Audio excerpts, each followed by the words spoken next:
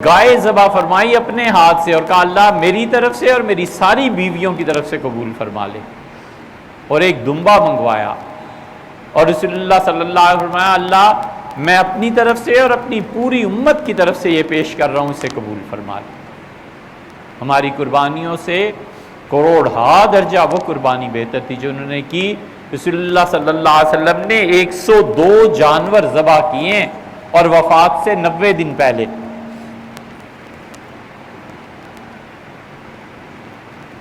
اس لیے رسول اللہ صلی اللہ علیہ وسلم کا ذبح کرنا یہ سب کے سامنے ہی تھا نا، کوئی چھپا ہوا تو نہیں تھا۔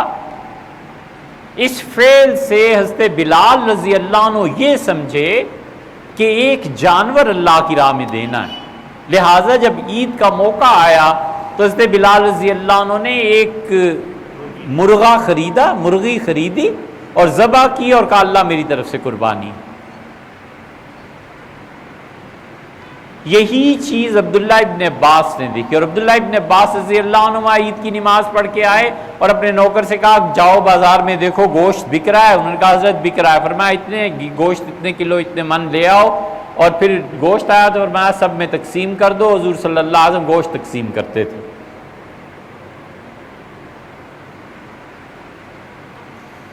اسی فعل کو سیدنا عمر رضی اللہ عنہ نے بھی دیکھا ہے۔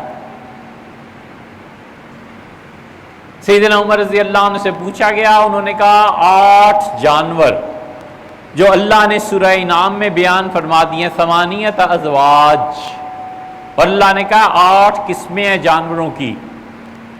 خطبہ دیا عید کا اور جمعے کا، اور لوگوں 8 قسم کے جانوروں سے باہر کوئی قربانی نہیں ہے، گائے، بکری، بھیڑ، اونٹ، 4 نر اور 4 ان کے مادہ۔ سیدنا عمر رضی اللہ عنہ نے دیکھا تھی سارا کچھ، اس سے وہ یہی سمجھے، اور یہی امت نے قبول کیا ہے۔ امت نے حضرت بلال رضی اللہ عنہ کے عمل کو بھی چھوڑ دیا، عبداللہ ابن عباس کو بھی چھوڑ دیا، سیدنا عمر رضی اللہ عنہ کا عمل لے لیا۔ انہوں نے کہا بالکل ٹھیک ہے امیر المومنین۔ خاص طور پہ حنفیوں نے تو حضرت عمر رضی اللہ عنہ کا کوئی فیصلہ چھوڑا ہی نہیں، سوائے ان فیصلوں کے جن میں حضرت عمر رضی اللہ عنہ کے برعکس سیدنا علی اور عبداللہ ابن مسعود رضی اللہ عنہما کا فتویٰ ہے، باقی انہوں نے نہیں چھوڑا۔ فعل ایک ہی ہے، مجتہد کے طرز فکر، سوچ، علم، تجربہ، اس سے فرق پڑتا ہے۔ یہ ہے میرے بھیا اصول کی بات۔ اب آپ کے 2 سوال لے لیتے ہیں۔ آپ نے جو فرمایا کہ جمعے کے دن مسجد میں اس وقت تک نہ بیٹھا جائے جب تک 2 رکعت نماز نہ پڑھی جائے، بات صرف اتنی سی ہے کہ سلیق غطفانی رضی اللہ عنہ آئے، اور سلیق غطفانی رضی اللہ عنہ بہت بہت غریب صحابی تھے رضی اللہ عنہ۔ حضرت رسالت پناہ صلی اللہ علیہ وسلم جمعے کی نماز پڑھا رہے تھے۔ سلیق جب داخل ہوئے تو رسول اللہ صلی اللہ علیہ وسلم سلیق کھڑے ہو جاؤ اور 2 رکعتیں پڑھو، خطبے کے دوران فرمایا۔ سلیق رضی اللہ عنہ کھڑے ہوئے اور انہوں نے 2 رکعتیں پڑھی۔ یہ حدیث جب امام شافعی اور ان حضرات کے یہاں گئی، امام احمد ابن حنبل رحمۃ اللہ علیہ کے یہاں، تو انہوں نے کہا جمعے کے دن آ کر 2 رکعتیں پڑھنا ضروری ہے، امام خطبہ دے رہا ہے نہیں دے رہا پڑھو۔ اہل حدیث ہمارے بھائی بھی ادھر گئے، حنابلہ بھی ادھر گئے ان کی۔ یہی حدیث جب امام ابو حنیفہ رحمۃ اللہ علیہ کے پاس آئی تو انہوں نے کہا رسول اللہ صلی اللہ علیہ وسلم نے غور کرو کسی اور کو بھی کبھی کہا ہے یا سلیق کو ہی کہا ہے؟ پتہ چلا صرف سلیق کو ہی کہا ہے۔ انہوں نے کہا حضرت رسول اللہ صلی اللہ علیہ وسلم تو یہ بھی فرمایا ہے کہ جب آیا کرو مسجد میں تو 2 رکعتیں پڑھو تحیۃ المسجد، تو انہوں نے تحیۃ المسجد کو اور سلیق غطفانی کے 2 نفلوں کو دونوں حدیث کو ملا کے کہا جمعے کو جو بھی آئے 2 رکعتیں پڑھے۔ یہ حدیث ہے امام ابو حنیفہ رحمۃ اللہ علیہ ان کا سلیق غطفانی کے علاوہ بھی کبھی رسول اللہ صلی اللہ علیہ وسلم پتہ چلا نہیں فرمایا۔ انہوں نے کہا اس کا مطلب ہے کہ سلیق غطفانی پھٹے پرانے کپڑے پہن کے آئے تھے، جب رسول اللہ صلی اللہ علیہ وسلم اشارہ کیا تو سب لوگ دیکھنے لگے کہ کیا حال ہے، کون ہے، اور فرمایا 2 رکعتیں پڑھو، تو سلیق کھڑے ہو کے 2 رکعتیں پڑھی، سب کو پتہ چل گیا بڑے غریب ہیں۔ اور صحابہ رضی اللہ عنہ سمجھ گئے کہ رسول اللہ صلی اللہ علیہ وسلم نے سلیق رضی اللہ عنہ سے 2 رکعتیں پڑھوائی ہیں تاکہ لوگ انہیں صدقہ کریں، خیرات دیں، کچھ پیسے دے دیں، اس لیے نہیں پڑھوائیں کہ جمعے کے لیے آئے ہو تو 2 رکعتیں پڑھو۔ اب کیا اعتراض ہے آپ کو؟ سوچیں نا، ان کے سوچنے کا انداز ہے، ان کے بھی سوچنے کا انداز ہے، ان کا بھی اجتہاد ہے، ان کا بھی اجتہاد ہے۔ قسم کھائیں آپ، خدا کسی کو قیامت میں کھڑا کر کے پوچھے گا کہ سلی کی حدیث تم تک پہنچی تھی تو تم نے 2 رکعتیں کیوں نہیں پڑھی، اور جنہوں نے نہیں پڑھی خدا پوچھے گا، اور جنہوں نے پڑھی ہیں خدا کہے گا کہ تم نے پڑھی ہیں لہٰذا تمہیں ڈبل جنت دیتے ہیں۔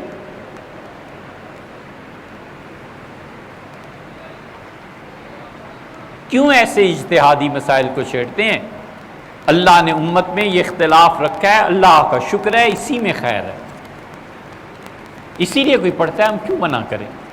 سلی غطفانی رضی اللہ عنہ نہیں پڑھی تھی، نہیں پڑھتا اور بیٹھ جاتا ہے، آخر مصیبت کیا ہے اعتراض کرنے کی؟ دین کو جڑ سے اکھیڑ دیتا ہے اور آدمی کو برباد کر دیتا ہے یہ اعتراض۔ جب گئے گھر میں اعتراض، اماں کیا پکائے؟ یہ پکایا، کیوں پکایا ہے؟ یا اللہ روز کا عذاب ہے، تم ہوٹل سے اپنا کھانا لے آیا کرو بھائی۔ ہر روز اعتراض ہے، یہ کیوں کپڑے پہنے ہیں؟ یہ بھی پہنے ہیں، اس کی خوشی ہے، بیوی ہے، اس کا جی چاہتا ہے اس رنگ کو پہنے، آپ کو کیا اعتراض ہے؟ ہر روز اعتراض۔ یہ اعتراض دنیا میں تو برباد کرتے ہی کرتے ہیں، آخرت میں بھی رسوا کرے گا۔ اور یہ اعتراض بڑھتے بڑھتے، اللہ نہ کرے آپ اس حد تک پہنچے ہوں، اتنا بڑھ جاتا ہے کہ دل ہی دل میں اللہ کو گالیاں دینے لگتا ہے۔ یہ بہت لوگوں نے ہمیں لکھا کہ میں دل میں اللہ کو گالیاں دیتا ہوں، اس کی جڑ اعتراض ہے۔ اللہ کو گالیاں اس لیے دیتا ہے کہ اللہ آج اتنی دھوپ کیوں ہے؟ آج میں نے آفس جانا تھا، چھتری ہے نہیں، تمہیں نہیں معلوم اللہ آج بارش کیوں کر دی؟ یہ اعتراض ہی ہے جو دین اور دنیا کو برباد کر دیتا ہے۔ کبھی تو حسن ظن سے کام لو۔ بچہ دیر سے آیا، نرمی سے بھی تو بیٹے آج دیر ہو گئی، خیریت تھی؟ بیٹے کو 2 مرتبہ ماں نے کہا بیٹے یہ کھا لیں، یہ کھا لیں، ماں کی محبت ہے نا، مجبور کرتی ہے بیٹے یہ لے لو، بیٹے یہ لے لو۔ اب وہ ہے کہ نواب بناؤ، کیوں پوچھتی ہیں آپ؟ جس دن نہ پوچھنے والا کوئی رہا نا، اگر شرم ہوئی تو اس دن قدر آئے گی کہ کوئی تو کہتا تھا کھا لو، کوئی تو کہتا تھا آج رک جاؤ، کوئی تو کہتا تھا یار 5 منٹ انتظار، کوئی تو فون کرتا تھا نا۔ ڈرنا اس دن سے چاہیے جس دن انتظار کرنے والے مر جائیں گے۔ ادب نہیں ہے نا، انسانیت نہیں ہے، اخلاق نہیں۔ اس سے کیا اعتراض ہے؟ 2 نفل پڑھے، بسم اللہ ضرور پڑھو یار۔ صحابہ رضی اللہ عنہ بات پڑھ، نہیں پڑھتا تو بھی ٹھیک ہے۔ اچھا اب آ گیا دوسرا آپ کا مسئلہ کہ سنگل اقامت ہماری ان مساجد میں کیوں نہیں کی جاتی؟ اس کی بھی بنا ہوئی ہے، اعتراض کیا ہے آخر سنگل اقامت پہ اور ڈبل اقامت پہ؟ اگر کوئی سنگل پڑھتا ہے تو مسئلہ کیا ہے؟ ڈبل پڑھتا ہے تو اس کو جنت مل جائے گی زیادہ بڑی۔ حضور اقدس صلی اللہ علیہ وسلم نے ابو محذورہ رضی اللہ عنہ، ان کی حدیث میں آتا ہے ابو محذورہ رضی اللہ عنہ کہتے ہیں ہم 3 دوست تھے، لڑکے تھے، اور نبی کریم صلی اللہ علیہ وسلم تبوک میں آئے، اور جب آذان ہوئی رسول اللہ صلی اللہ علیہ وسلم نے دی تو ہم پہاڑ کی چوٹی پہ تھے، ہم نے کہا انہیں پتھر ماریں، انہیں نقصان پہنچائیں۔ حضرت بلال رضی اللہ عنہ نے جب آذان شروع کی تو انہوں نے کہا اللہ اکبر اللہ اکبر۔ ہم نے اوپر سے مذاق اڑایا، ٹھٹھا ہنسی، خوب ہنسے، ہم نے بھی کہا اللہ اکبر اللہ اکبر۔ بلال رضی اللہ عنہ جتنی پڑھتے گئے ہم اوپر سے کھڑے ہو کے چیخ چیخ کے ایسی مذاق کر رہے تھے۔ حضور اقدس صلی اللہ علیہ وسلم اذان ختم ہونے پر فرمایا فوج کا ایک دستہ میرے پاس بھیجو۔ فوج کا دستہ آپ نے فرمایا اس پہاڑ کا گھیراؤ کر لو، اور یہ جو لڑکے اوپر جو 16-17 سال کے لڑکے، فرمایا ان کو پکڑ لاؤ۔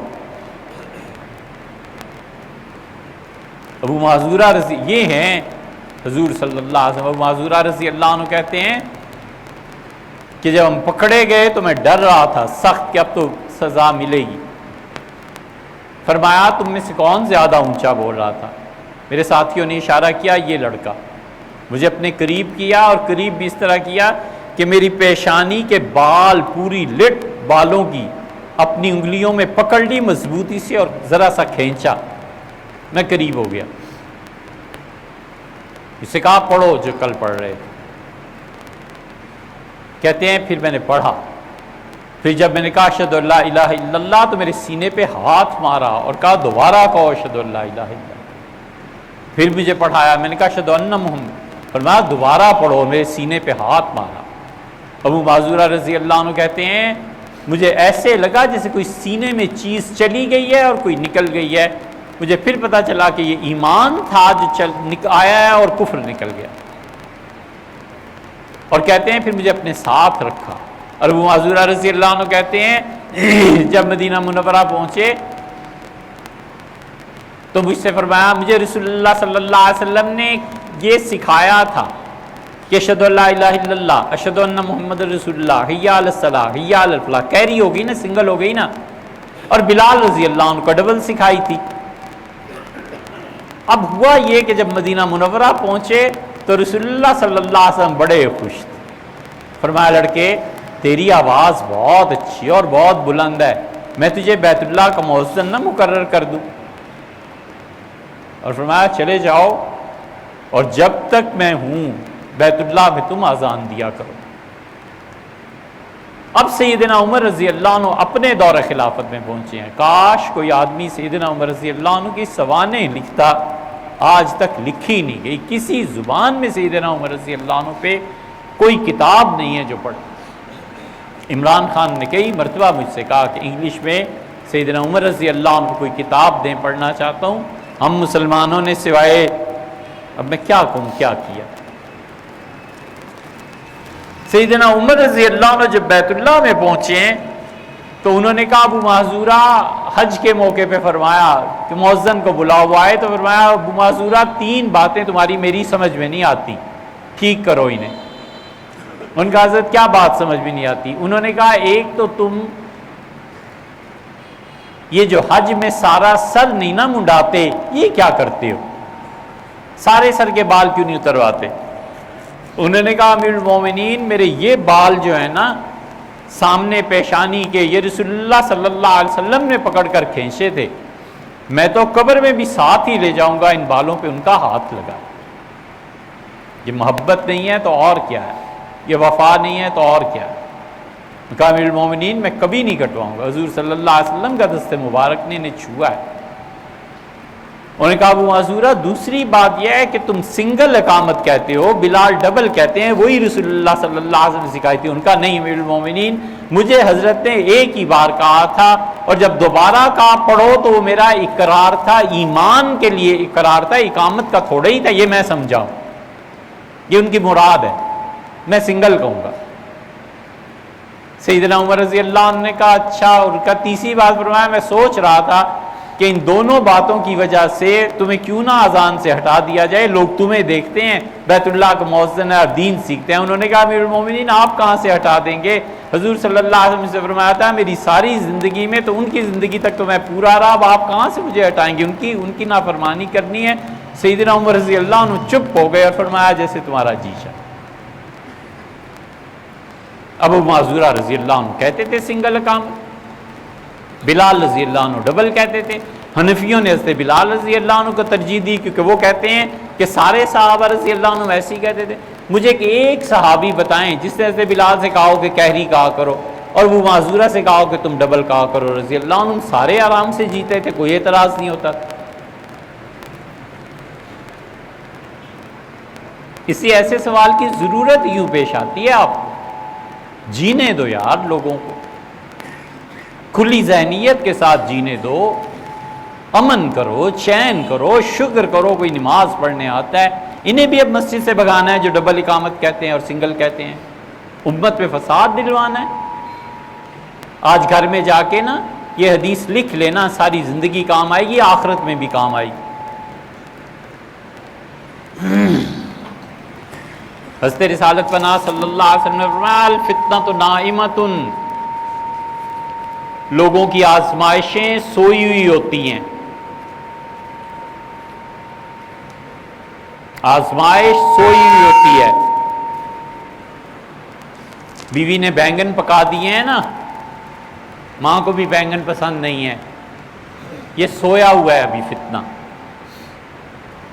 والد نے تقسیم ادھر ادھر کی کر دی ہے، فتنہ سویا ہوا ہے. اپنا لعن اللہ من قضا، خدا کی لعنت پڑے اس پہ جو سوتے ہوئے فتنے کو جگائے. مت جگاؤ، چپ رہو. فتنہ سویا ہوا ہے، رشتہ آیا ہے، ہاں نہ ہو گئی ہے، اب اس کو پورے خاندان کا مسئلہ بنا لینا یہ فتنہ ہے. گھر میں سب کی عزت برباد ہوگی، سب کا سکون برباد ہوگا. کیا ضرورت ہے ان سوئے ہوئے چیزوں کو اٹھانے کی؟ کیا ضرورت ہے ان مسائل کو چھیڑنے کی جس پہ ائمہ مجتہدین کی رائے مختلف تھی اور امت 1200-1300 سال میں اس پہ عمل کرتی آ رہی ہے، نہ انہوں نے ان کو کچھ کہا نہ انہوں نے ان کو کچھ کہا، نہ رفع یدین کرنے والوں نے کبھی یہ کہا کہ تم کیوں نہیں کرتے، جو کرتے ہیں انہوں نے نہیں کہا تم کیوں نہیں کرتے۔ کوفہ میں سیدنا علی رضی اللہ عنہ تشریف لائے تھے، جمعے کی نماز پڑھاتے تھے امیر المومنین 2 رکعتیں، اس کے بعد 4 رکعتیں، پھر 2 پڑھ لیتے تھے کبھی کبھی۔ عبداللہ ابن مسعود تشریف لائے تھے کوفہ میں، اور عبداللہ ابن مسعود لوگوں کو 2 رکعتیں پڑھاتے تھے، پھر 2 رکعتیں پڑھتے تھے، پھر 4 رکعتیں پڑھتے تھے۔ کسی نے نہیں کہا کہ علی آپ 4 پہلے پڑھتے ہیں تو 2 بعد میں، کسی نے نہیں کہا ابن مسعود 2 پہلے پڑھتے ہیں 4 بعد میں، کچھ کرتے ہیں کچھ نہیں، اور دو چھوڑ دیتے تھے 4 پڑھتے تھے رضی اللہ تعالیٰ عنہ۔ کسی نے کچھ نہیں کہا، جینے دو لوگوں کو یار، نہ کرو نہ کرو۔